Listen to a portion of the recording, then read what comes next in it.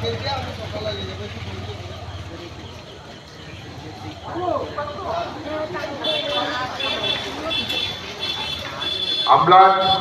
এনটিভিও ক্লাবের পরিচালনায়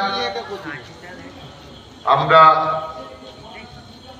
দীর্ঘ ৪৪ বছর অতিক্রান্ত করে ৪৫ বছরে আমরা পদার্পণ করেছি। এই দীপাবলি উৎসবের প্রথম দিনে আমাদের গ্রামের ছোট ছোট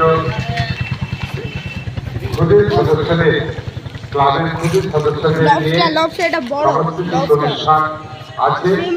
আর একটুক্ষণ পরে কিছু সময় পরে শুরু হয়ে যাবে। তারপর রাত ৯টার সময় আমাদের ঘটোৎকচের কাজ শুরু হবে। সেই সময় আমাদের ৪০ থেকে ৪৫ মিনিট সাংস্কৃতিক অনুষ্ঠান বন্ধ থাকবে। তারপর ঠিক যথারীতি যেমন চলে অনুষ্ঠান, সাংস্কৃতিক অনুষ্ঠান চলবে। আমরা দীর্ঘ ৪৪ বছর অতিক্রান্ত করে ৪৫ বছরে এই দীপাবলি উৎসব আয়োজন করেছি।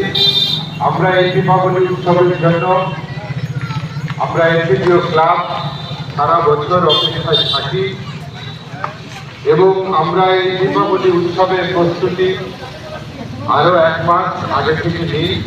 আজ তার প্রথম দিন।